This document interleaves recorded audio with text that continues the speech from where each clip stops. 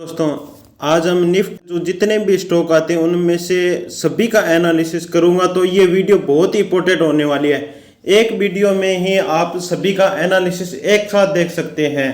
तो ये वीडियो बिल्कुल भी मिस ना करना। जो इंडिया के टॉप स्टॉक हैं उन सभी का एक साथ एनालिसिस करने वाला हूँ, fundamental analysis and technical analysis दोनों।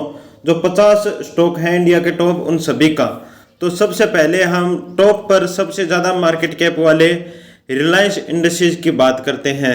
तो रिलायंस इंडस्ट्रीज के अंदर हम देख सकते हैं कि इसका मार्केट कैप है 18,19,000 करोड़ रुपए, और वहीं इसकी हमें जो डेब्ट ऑफ इक्विटी है 0.43%। अब इसका हम देखते हैं ईयरली वाइज रेवेन्यू। तो इस कंपनी का ईयरली वाइज रेवेन्यू भी बढ़ा ही है, 4,83,000 करोड़ से 9,82,000 करोड़ हो गए हैं। अब पता नहीं इन अन्य कोरोना के बाद ही ये इतना क्यों बढ़ा है। आप कमेंट में जरूर बताएं कि इतना अचानक रेवेन्यू कैसे ग्रोथ किया। नेटवर्थ भी ठीक ठाक बढ़ी है, और प्रॉफिट तो आप देख सकते हैं सीढ़ी नुमा बन गया है, बहुत अच्छा खासा प्रॉफिट भी बढ़ा है। वहीं अब हम कंपनी की बात करते हैं। कंपनी के एमडी एंड सीईओ हैं मुकेश डी अंबानी, और फंडेड है ये 1973 की, और रिलायंस का सिंबल के साथ। तो इसके अंदर हम देख सकते हैं प्रमोटर की होल्डिंग 50% है, और फॉरेन इंस्टीट्यूट इन्वेस्टर की होल्डिंग 19.09% है, और वहीं रिटेलर की इसके अंदर है 10%, और म्यूचुअल फंड की इसके अंदर 9.52% है। और इसी से रिलेटेड और कौन कौन से स्टॉक हैं, जैसे Indian oil corporation, Bharat petroleum, Hindustan petroleum, यानी कि पेट्रोल और ऑयल सेक्टर से रिलेटेड ये इंडस्ट्रीज हैं, और बहुत पुरानी इंडस्ट्रीज है। अब इसका हमें थोड़ा टेक्निकल एनालिसिस भी देख लेते हैं। तो ये मॉडरेटली थोड़ा बीरिश शो कर रहा है, यानी कुछ टाइम के लिए थोड़ा बीरिश शो कर रहा है। ये जो पूरा इसका टेक्निकल है वह है RSI MACD के बेस पर ये शो करता है फ्रेंड्स। और इसका सपोर्ट एंड रेजिस्टेंस भी देख सकते हैं। करंट प्राइस इसका 1344 रुपये चल रहा है, और इसका सपोर्ट देख सकते हैं 1307 का है, और इसका रेजिस्टेंस देख सकते हैं हमें करंटली अभी रेजिस्टेंस पर ही चल रहा है। और वहीं पर मूविंग एवरेज इसकी देख सकते हैं 10 डे मूविंग एवरेज इसकी 1342 पर है, और 200 डे मूविंग एवरेज 1421 पर है। और अब इसके हम देख सकते हैं डेली इसकी जो वॉल्यूम कितनी परसेंटेज बढ़ी है। तो ये देख सकते हो आप, इसकी वॉल्यूम इन दिनों में काफ़ी बढ़ी है। वीकली भी देख सकते हैं और मंथली भी देख सकते हैं, अच्छी खासी वॉल्यूम बढ़ी है। मार्च महीने के अंदर इसके अंदर वॉल्यूम बढ़ी थी, अभी थोड़ी सी डाउन चल रही है फिलहाल तो। और अब इसका हम फ्यूचर एंड ऑप्शन के अंदर इसका देख लेते हैं ऑप्शन चेन। तो ऑप्शन चेन 28 अप्रैल की इसकी एक्सपायरी है, और अगर हम बाई करते हैं अभी मार्केट प्राइस के हिसाब से हम देख लेते हैं 10 रुपये में बाई करते हैं तो 5,000 रुपये, यानी कि 500 रुपये का एक ये लॉट मिल रहा है। ठीक है, पूरा मैंने रिलायंस का एनालिसिस कर दिया। अब हम बात करते हैं HDFC बैंक का एनालिसिस। तो HDFC बैंक है जो बैंकिंग सेक्टर का, प्राइवेट बैंकिंग सेक्टर का सबसे बड़ा स्टॉक माना जाता है, और इसका मार्केट कैप आप देख सकते हैं 12,46,000 करोड़ इसका मार्केट कैप है। और इसका रेवेन्यू हमें ईयरली वाइज देखते हैं तो 2021 में 1,55,000 करोड़ था, वहीं पर अभी 2025 के अंदर, अभी फिलहाल 2026 चल रहा है, और 25 के अंदर यानी पिछले ईयर के अंदर इसका 4,70,000 करोड़ है। और प्रॉफिट भी इसका 31 से 73 हो गया है, वो भी बड़ा है 5 साल के अंदर। और नेटवर्थ भी इसकी बड़ी है। मगर एक चीज़ देखना आप, ये देखो ये कितना लुढ़का है। यहाँ से आप देख सकते हैं 23 मई, और ये लास्ट प्राइस था इसका ₹1000 था 30 दिसंबर 2025 को। अब ये देख सकते हो यहाँ से कितना डाउन चल रहा है, अभी कम से कम 17 से 18% डाउन चल रहा है। और हम ईयरली वाइज देख लेते हैं, कोरोना के अंदर भी ये प्राइस था और आज फिर से लुढ़क कर यही सेम टू सेम प्राइस आ गया है। तो ये कौन सी अपॉर्चुनिटी आपको शो कर रही है वो बताएं। अगर आप थोड़ा सा माइंडसेट इन्वेस्टिंग की ओर रखते हैं तो वहीं पर हम बात करते हैं इसकी जो टेक्निकल एनालिसिस है, वन डे बेसिस पे ये टेक्निकल एनालिसिस होता है और इस पर ये थोड़ा न्यूट्रल ही शो कर रहा है।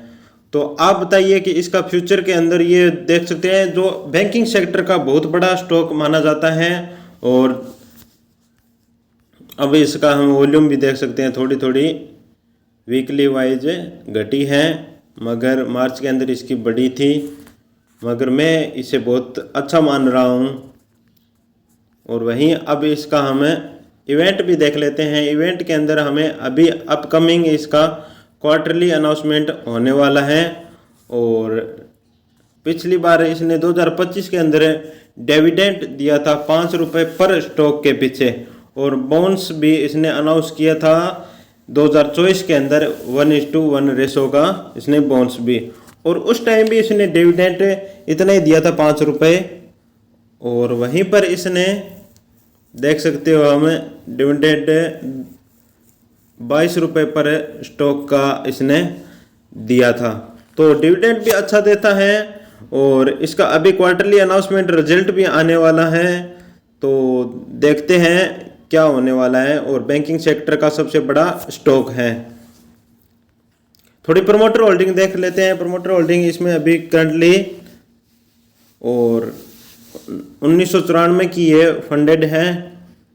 म्यूचुअल फंड के अंदर अच्छी खासी होल्डिंग है, 29% है। फॉरेन इंस्टीट्यूट की 44% है। प्रमोटर की अभी नहीं शो कर रहा है। और DIS की 10% है, रिटेलर की 15% है, जो ठीक ठाक चल रही है। बाकी प्रमोटर की होल्डिंग भी बिकॉज ऑफ द इसी से रिलेटेड जो प्राइवेट बैंकिंग सेक्टर के स्टॉक है वो हम देख सकते हैं। ICICI bank, axis bank, Kotak Mahindra bank, IDBI bank, AU bank और फेडरल बैंक, ये कुछ इसी से रिलेटेड बैंकिंग सेक्टर के स्टॉक हैं। अब हम तीसरे बात करते हैं जो टेलीकॉम सेक्टर का सबसे बड़ी लीड करने वाला है भारती एयरटेल, उसकी हम थोड़ी बात कर लेते हैं। एक ईयर के अंदर इसने थोड़ा सा ग्रोथ की थी, फिर वापस सेम प्राइस में आ गए हैं। और वहीं 5 साल के अंदर इसने अच्छी खासी ग्रोथ की। कोरोना के टाइम में ये बहुत ही सस्ता मिल रहा था और आज ये बूम कर रहा है, मगर ये ऑल टाइम हाई से तो अभी 2100 है इसका, 2100 के लमसम, उससे तो कुछ डाउन ही है, मतलब डिस्काउंट में है। 5 साल के अंदर इसने अपने पैसे 2.5 गुना बढ़ा दिए थे और 1 साल के अंदर इसने कुछ खास रिटर्न नहीं दिया। वही हम इसका टेक्निकल एनालिसिस का न्यूट्रल शो कर रहा है। और मार्केट कैप इसका देख सकते हैं 11,30,000 करोड़ इसका मार्केट कैप है। और रेवेन्यू ईयरली वाइज बड़ा है, नेटवर्थ भी बड़ी है, यानी कि काफ़ी अच्छा बूम कर रहा है। ये देख सकते हो आप, MD and CEO Gopal Vitthal and 1995 की कंपनी है। NSE सिंबल है भारती एयरटेल। प्रमोटर की होल्डिंग इसके अंदर 48% है। FIS की इसके अंदर है 28% और म्यूचुअल फंड की 11%, DIS की 8%, रिटेलर की है 2.67%। और इसी से रिलेटेड जो टेलीकॉम सेक्टर के और स्टॉक हैं, वोडाफोन आइडिया, टाटा कंज्यूमर और retail corporation, Tata tele service, Mahanagar telecom, highway cable, Datacom, तो ये कुछ खास बड़ी नहीं है। इसके आगे तो भारती एयरटेल बहुत ज़्यादा लीड करने वाली और बहुत बड़ी एक कंपनी देख सकते हैं, इंडिया की नंबर 1 टेलीकॉम सेक्टर की कंपनी मान सकते हैं हम। और वहीं पर डिविडेंड इसने दिया था 2025 के अंदर ₹16 पर स्टॉक का। 2024 के अंदर इसने डिविडेंड दिया था ₹8 पर स्टॉक का। तो देख सकते हैं डिविडेंड भी ठीक ठाक दे रहा है और ओवरव्यू ठीक है। बिकॉज ऑफ द करंटली जो वार चल रहा है उसके कारण थोड़ा डिस्काउंट में मिल रहा है। तो आप इसके अंदर क्या अपॉर्चुनिटी देख रहे हैं। वहीं पर हम बात करते हैं अगले एसबीआई बैंक के स्टॉक के बारे में। तो जो एसबीआई का स्टॉक है उसका थोड़ा टेक्निकल एनालिसिस पूरा इसके अंदर बुलिश शो कर रहा है, जो बहुत अच्छा लगा मुझे। बाकी दोनों तीनों का इतना अच्छा नहीं था और इसका बहुत ही शानदार है।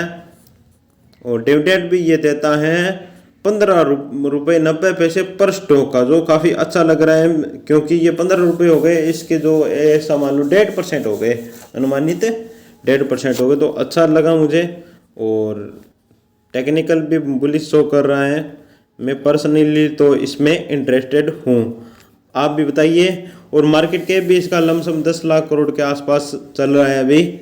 और मेन बात यहाँ पर देखते हैं हम, रेवेन्यू बढ़ा है, प्रॉफिट बढ़ा है, नेटवर्थ बड़ी है, बस इतने चाहिए हमें। प्रमोटर की होल्डिंग भी बहुत अच्छी है, 55% प्रमोटर की होल्डिंग है, जो काफ़ी अच्छी है। 50% से ऊपर हो तो अच्छी रहती है, बिकॉज ऑफ द इसके खुद के मालिक भी इस कंपनी में इंटरेस्टेड हैं, मेरे खुद के जो अनुमान के हिसाब से। तो इसके अंदर ये म्यूचुअल फंड इन्वेस्टेड है, म्यूचुअल फंड की भी अच्छी खासी होल्डिंग है। और इसी से रिलेटेड जो गवर्नमेंट रिलेटेड बैंक हैं उनसे bank of Baroda, union bank, PNB bank, Canara bank, Indian bank, Indian overseas bank, bank of India, ये इसी से रिलेटेड बैंकिंग है। अब हम बात करते हैं आईसीआईसीआई बैंक की, सेकंड लार्जेस्ट प्राइवेट सेक्टर का बैंक। तो ये है मॉडरेटली ये बुलिश है, कुछ मान लो थोड़ा बहुत ये बुलिश शो कर रहा है। और इसका इवेंट मेन यहाँ पर हम डेट देख लेते हैं। 18 अप्रैल को इसका अनाउंसमेंट होने वाला है, जो रिजल्ट है वो आने वाला है। और डिविडेंड इसने 11 रुपये पर स्टॉक का इसने दिया था 2025 के अंदर। और मार्केट कैप 9,65,000 करोड़ इसका मार्केट कैप है। डेब्ट ऑफ इक्विटी नील है, फेस वैल्यू 2 है और बुक वैल्यू 478 है। और इसका जो क्वार्टरली रिजल्ट है वो कुछ, नेटवर्थ तो बड़ी है मगर रेवेन्यू भी बड़ा है, प्रॉफिट भी बड़ा है। और यहाँ पर देख सकते हो हम 1994 की ये कंपनी है। इसके अंदर प्रमोटर की होल्डिंग अभी नहीं शो कर रहा है, म्यूचुअल फंड डीआईएस रिटेलर की इसके अंदर अच्छी खासी होल्डिंग शो हो रही है। तो अब नेक्स्ट बात करते हैं हम अगले स्टॉक की, टीसीएस, जो बहुत ज़्यादा लीड करने वाला था मगर अब इसका थोड़ा सा डाउन चल रहा है। ये पता नहीं किस रीजन से, मगर ये काफ़ी ज़्यादा डाउन चल रहा है। हम देख सकते हैं ये 5 साल जो जितना डाउन कोरोना में भी नहीं है उतना डाउन अभी चल रहा है। अब रीज़न आप इसका एक्सप्लेन करो। और ये जो ऑल टाइम हाई है उससे तो काफ़ी ज़्यादा डिस्काउंट में मान लो हम। अब पता नहीं, ये बहुत बड़ा आईटी सेक्टर का बड़ा स्टॉक है, फिर भी ये इतना डाउन, ऐसा मान लो 4100-4200 के आसपास इसका ऑल टाइम हाई था, वहाँ से आप देख लो ये 2,500 रुपये में चल रहा है। अब इसका थोड़ा टेक्निकल न्यूट्रल शो कर रहा है। और वहीं पर इसके जो इवेंट्स हैं डिविडेंड वो 11 रुपये पर स्टॉक के थे इसने, और एक बार इसने 46 रुपये पर स्टॉक के दिए, तो जो काफ़ी अच्छा लगा मुझे। मगर डिविडेंड और थोड़ा पुराना देखते हैं हम, अभी इसने दिया था जनवरी के अंदर, ये डिविडेंड बहुत शानदार है, बहुत ज़्यादा डिविडेंड बांट रही है अभी तो कंपनी। हमने तो इसमें चेक भी नहीं किया, ये डिविडेंड देख लो हम, 11 रुपये पर स्टॉक का इसने दिया था अक्टूबर के अंदर 2025। और वहीं इसने जुलाई के अंदर 11 रुपये पर स्टॉक का इसने जुलाई के अंदर दिया। और वहीं 30 रुपये पर स्टॉक का इसने अप्रैल के अंदर दिया, सॉरी जून के अंदर दिया। इतना डिविडेंड कैसे बांट रहा है ये। और 66 रुपये भी दिया एक बार, तो अच्छा खासा इसने डिविडेंड दिया था। इससे पहले ये जो रतन टाटा की डेथ से पहले शायद इसने इतना नहीं दिया, 10 रुपये 28 रुपये के लमसम ये चल रहा था। मगर उस टाइम इसने डिविडेंड देकर अपने रिटेलर को शायद ट्रस्ट बनाने के लिए ये सब कुछ किया था। बाकी हम बाकी स्टॉक का भी सभी का एनालिसिस करेंगे इसी तरह। आपको अच्छी तरह से एक्सप्लेन करेंगे और बाद में मैं इन सभी स्टॉकों के अंदर में से बताऊंगा कि किस स्टॉक के अंदर मैं सबसे ज़्यादा इंटरेस्टेड हूँ। जो 50 स्टॉक हैं इंडिया के, उन सभी के अंदर सबसे ज़्यादा इंटरेस्टेड का मतलब है मैं खुद है। तो धन्यवाद। गुड इन्वेस्ट यूट्यूब चैनल को आप सब्सक्राइब करो और इस वीडियो को शेयर करो। इसी तरह की इन्फॉर्मेटिव वीडियो के लिए आप हमसे जुड़े रहें। धन्यवाद।